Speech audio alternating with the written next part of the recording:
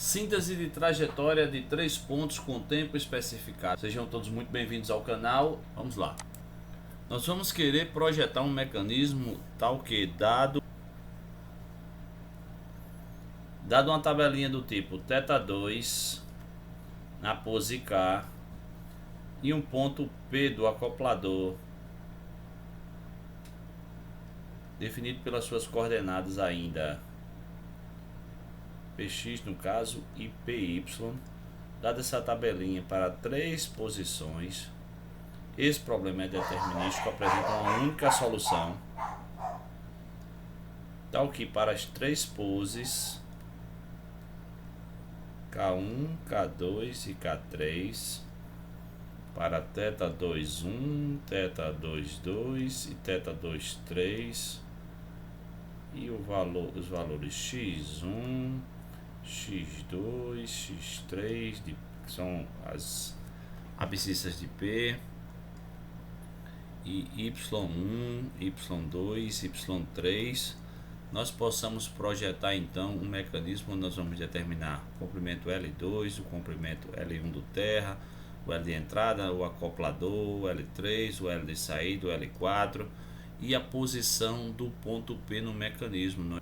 Nós vamos estabelecer uma problemática e esse ponto P genérico do acoplador ele é definido por esse ângulo aqui, né, esse ângulo de fase φP, que é solidário ao corpo rígido 3, e essa distância RP, que seria a distância com relação a esse pivô móvel, que é o nosso A.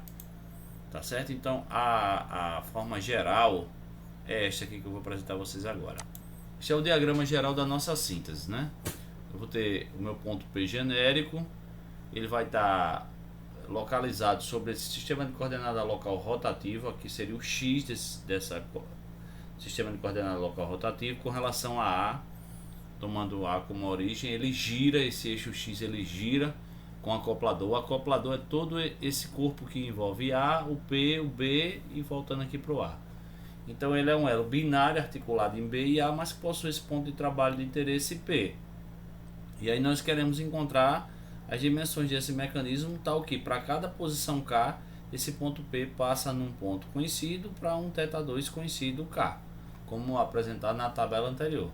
Então veja bem, é importante a gente entender a nomenclatura proposta e esse modelo para que a gente então possa fazer o desenvolvimento algébrico geométrico dele. Tá certo? Então eu vou ter apontando sempre de O2, como sempre, para o meu vetor L2 de posição do L de entrada.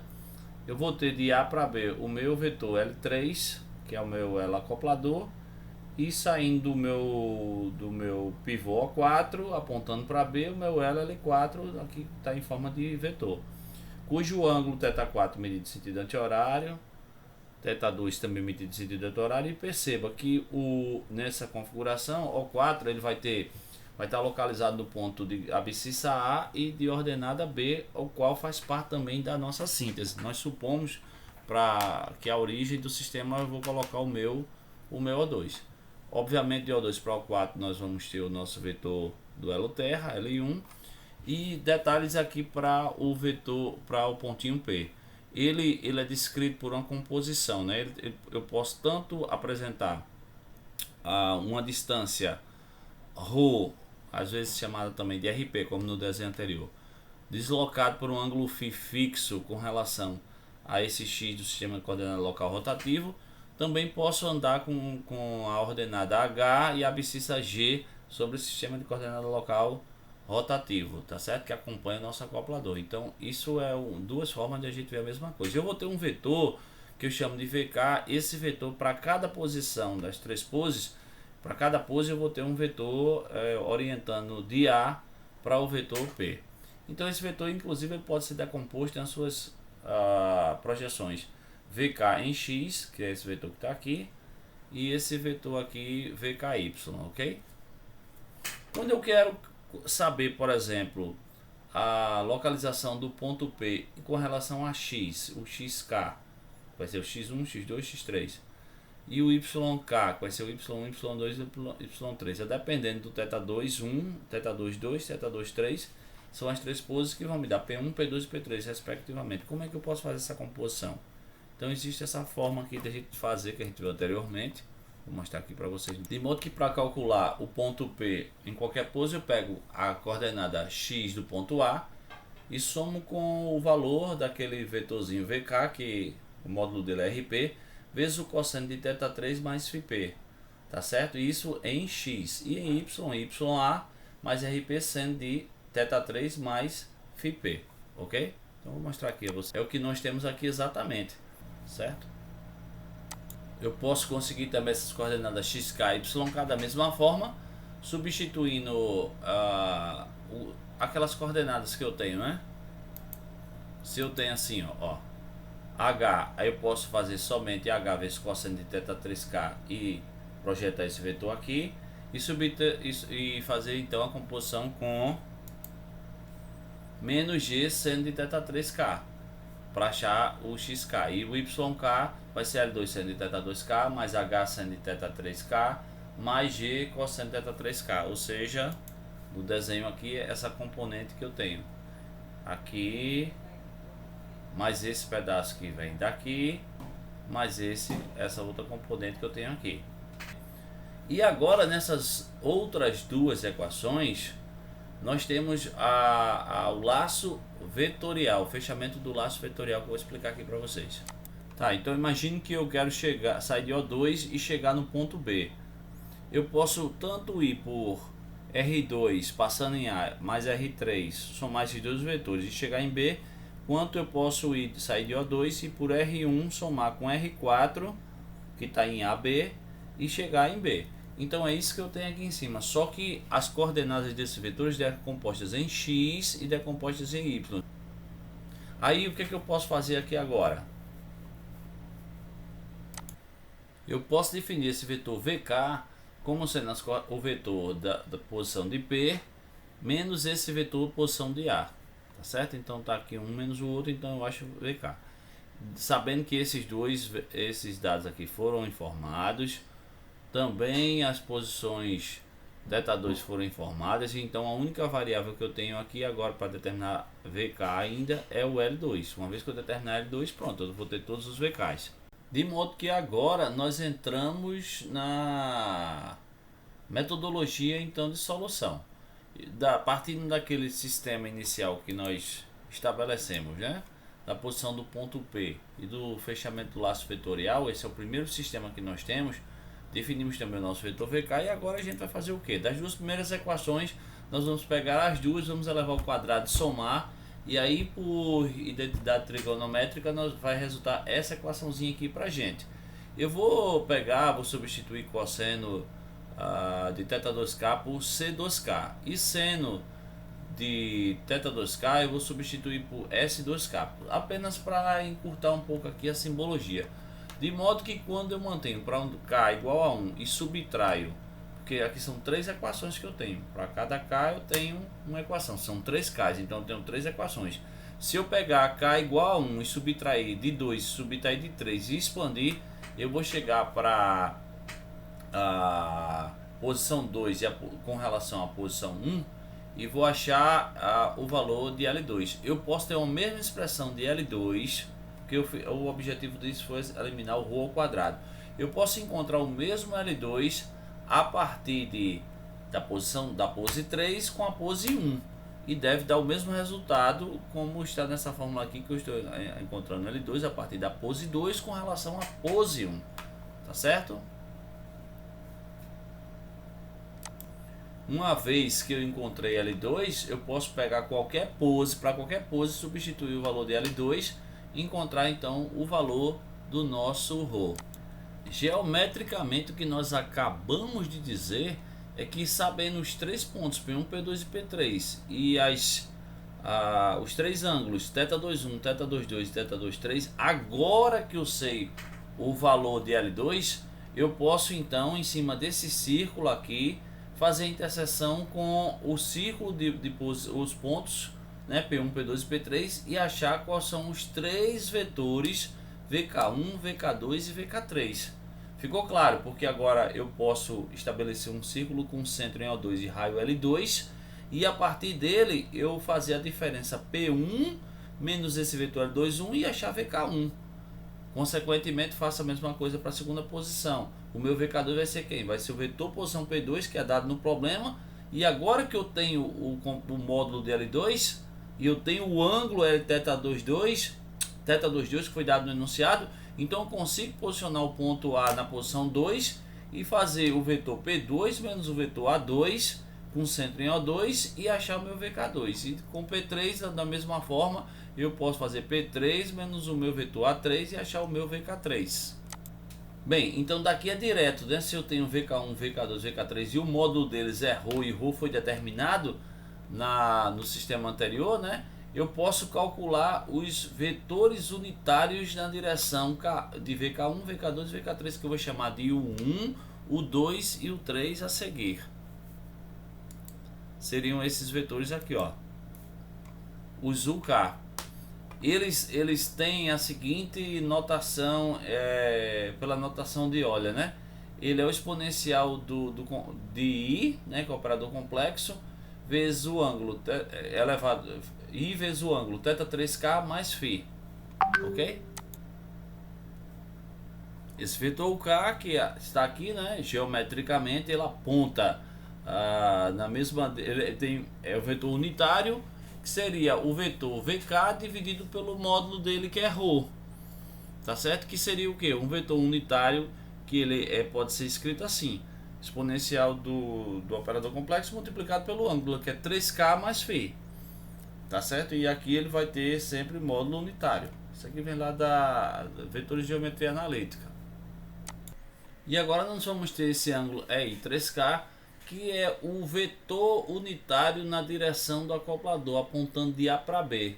Então ele também pode ser escrito como esse vetor EI vezes φ vezes esse UK.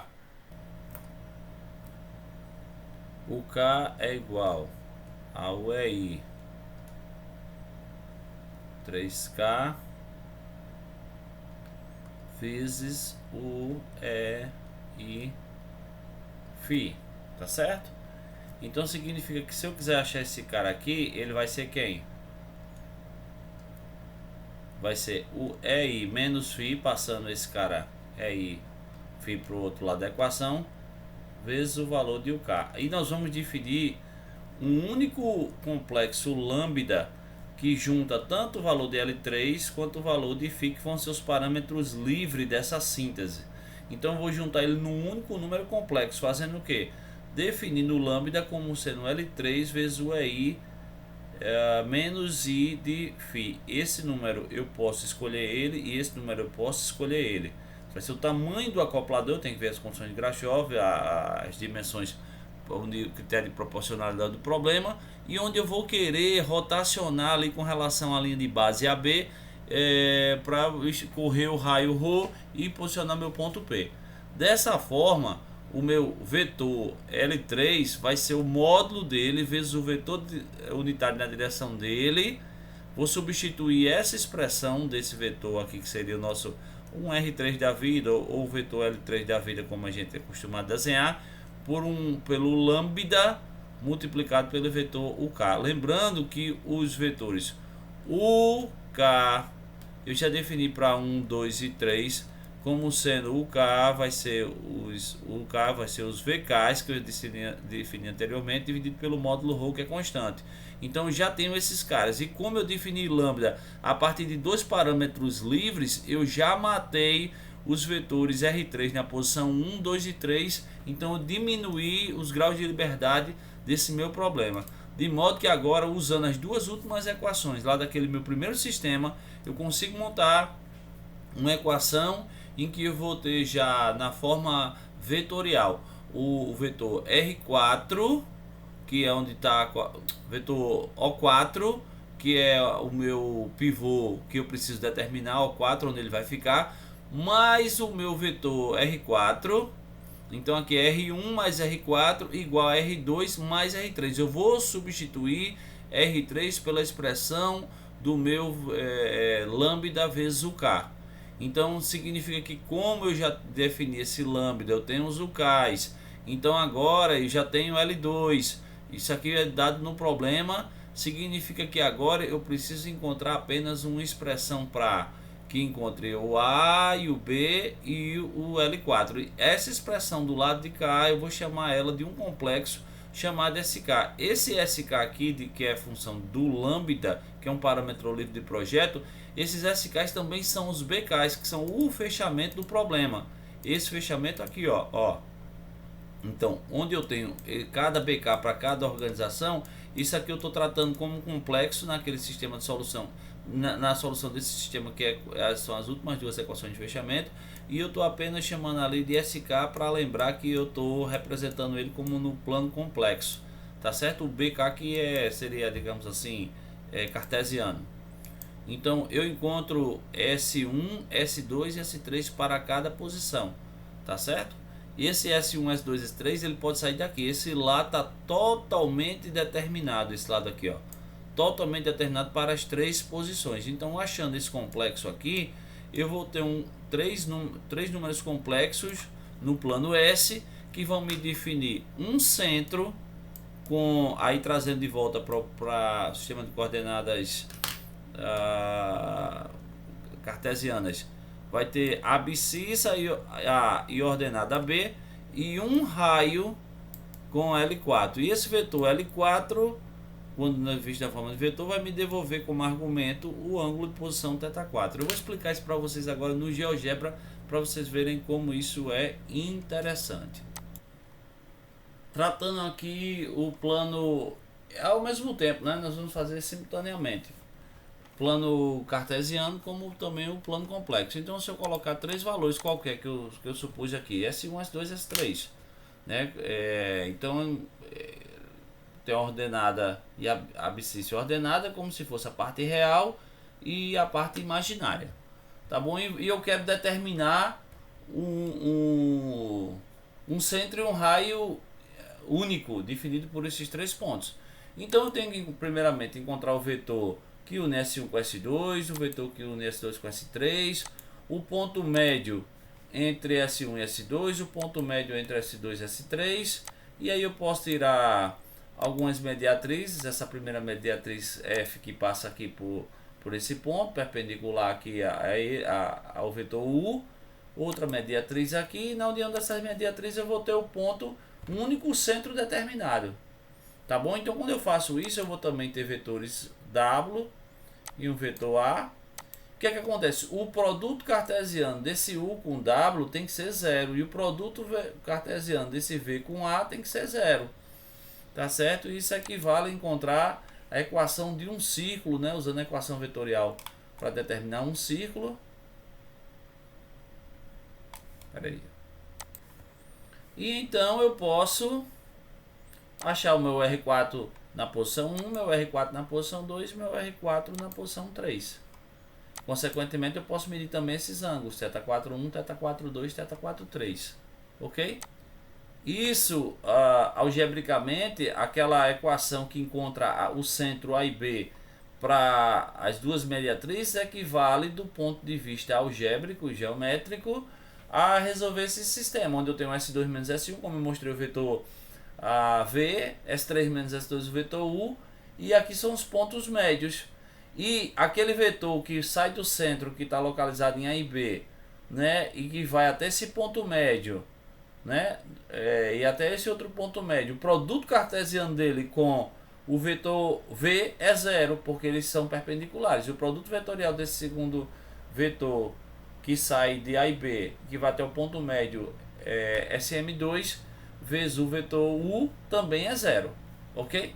Então o raio é só pegar, como eu mostrei lá no GeoGebra, você subtrair cada um ponto daquele vezes o centro, O4, e os ângulos é o argumento do vetor, ok? Eu posso, por exemplo, resolver aquilo ali em forma de sistema cartesiano da seguinte forma, pegando os mesmos três pontos, S1, S2, S3, tratando eles como complexos, eles têm um x1, x2, x3, lembrando que aqui não é do ponto P, do ponto S. Agora a gente está focado em determinar o centro e o raio determinado por três números complexos. Então eu vou ter um ponto de centro que ele tem um A e um B ordenado e abscissa ordenada e um raio R. Então a condição geométrica é que o módulo das distâncias de S1 para o centro, de S2 para o centro, de S3 para o centro é igual a R. E aí você fazendo isso, né, por trigonometria, você acha essas equações aqui que uma vez subtraindo a primeira da segunda equação, nós eliminamos R ao quadrado e vamos ficar com esse sisteminha aqui, ó. Então resolver esse sistema aqui é a mesma coisa de eu fazer geometricamente aquele procedimento que eu fiz lá no GeoGebra. E isso pode ser implementado muito rapidamente aonde? No Python. Que é exatamente o que nós temos aqui. Eu vou deixar de cortesia, né, de pai para filho, esse códigozinho disponível para os assinantes do canal na descrição do vídeo. Então não compartilha com ninguém, pede para o coleguinha vir buscar aqui na fonte, tá? Então tá aqui, eu importo de um pai, eu crio essa função centro raio por três complexos, S1, S2, S3. É só passar aqui fora da função no experimento quem é S1, S2, S3. Esses três aqui, assim, intencionalmente foram colocados de tal forma que eles têm um centro na origem do sistema cartesiano e o raio 1. Perceba, né? Esse aqui está sobre X, esse aqui está sobre Y, o imaginário, e esse aqui está lá a 180 graus desse outro aqui, né? Mas tudo bem, você poderia colocar qualquer três números aqui e ter o mesmo resultado. Entendeu? Qualquer três números não colineares, eles definem um único raio e um único centro. Então o resultado disso aqui é o que você usa para a continuidade da sua síntese. Vamos usar um exemplo numérico. Antes, porém, eu quero que vocês entendam que, como resultado da nossa síntese, nós vamos ter escolhido, né, parâmetros de projeto aqui livres, disponíveis para o engenheiro, o L3, o comprimento acoplador, e o φ. Dessa forma, a gente vai fazer o que? A gente vai fixar um L3 e esse φ e vamos poder então partir para a conclusão através dessa metodologia para achar L1, L2, L3, L4, H e G, que pode ser substituídos por Rho e Φ, e Φp, aquele Φzinho, né? E A e B, que é a localização do pivô 4. Tá certo? E uma vez que eu tenha isso, eu desenho lá no GeoGebra, animo o mecanismo, faço ele passar pelas três posições, nota 10. Okay? Então vamos para um exemplo numérico. Vamos supor que eu tenha esse sistema aqui. Eu quero que em 20 graus o ponto P do acoplador esteja passando nessa abscissa ordenada, 50, né, na posição P2 e 90 na posição P3. O que é que eu vou fazer então? Eu vou começar a seguir a metodologia que a gente viu aqui. Vou definir o meu vetor VK, vou usar aquela equação lá anterior, 4.13, está aqui nesses slides, né, para achar o valor de L2. Se eu substituir os dados do problema, eu vou achar L2 tanto para cá igual a 3, para cá igual a 2, cá igual a 3, mantendo o 1, né, na equação, 50 milímetros, tá certo? Então coincidem que essa aqui é a chamada consistência de pulsos. Substituo, depois lá naquela mesma metodologia que eu mostrei, nós vamos achar um Rho igual a 36,0555, tá? Próximo passo, nós vamos calcular agora os VKs. Lembra que o VK vai ser as posições dadas P1, P2, P3, menos o A1, A2, A3, respectivamente, que só podem ser encontrados quando eu souber qual é o valor de L2. Então eu vou ter os θ2, 1, θ2, 2, θ2, 3. Eu posso achar A1, A2 e A3. Subtraindo P1 menos A1, eu acho VK1, V1. Subtraindo P2 de A2, eu encontro V2. E subtraindo P3 de A3, eu acho V3. Depois dividindo todos esses vezes, V1, V2, V3, pelo módulo Rho, que eu já defini ali, né, que ficou com um número de 36,055, aí eu vou achar quem? O 1, o 2 e o 3, tá certo? Como eu tenho agora esses caras, vai ser fácil agora eu achar quem? Os lambdas. Os lambdas vão ser quem? Vai ser o L2 que eu tenho ele, vezes é só fazer a decomposição aqui, né, pela identidade de Euler, multiplicar pelo lambda, que é um fator de projeto que eu tenho que dizer. Nesse projeto eu escolhi, por exemplo, L3 igual a 80 e o φ como sendo 33,69. Seria o arctangente entre G e H. Uma relação entre eles qualquer, eu teria infinitas possibilidades aqui. Uma vez que eu defino esses caras, então eu defino um lambda com esses dois aqui. E agora, como eu tenho os Ks do passo anterior, eu consigo achar os S. Eu vou ter S1, S2, S3. Aí eles aqui, ó. Com esses três eu jogo em qualquer rotina numérica que me calcule centro, ele me encontrou o centro com a abscissa 120 ordenada a zero, coincidentemente alinhado com O2, mas não precisaria ser isso, e L4 igual a 70, tá certo? De modo que agora eu posso recuperar o argumento desses vetores, que são cada pontinho S daquele menos o vetor O4, tá certo? Aqui que ele tá chamando de A, não se engana não, né? Aquele Azinho lá do L de entrada, aqui é O4.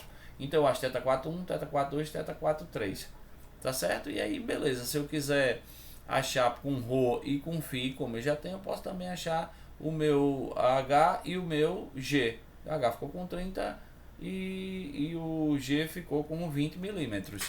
E aí quando eu desenho isso lá no meu, faço meu resumo da síntese, desenho no GeoGebra, olha o que eu tenho. Eu tenho aqui os pontos P1, P2 e P3 passando nas suas coordenadas.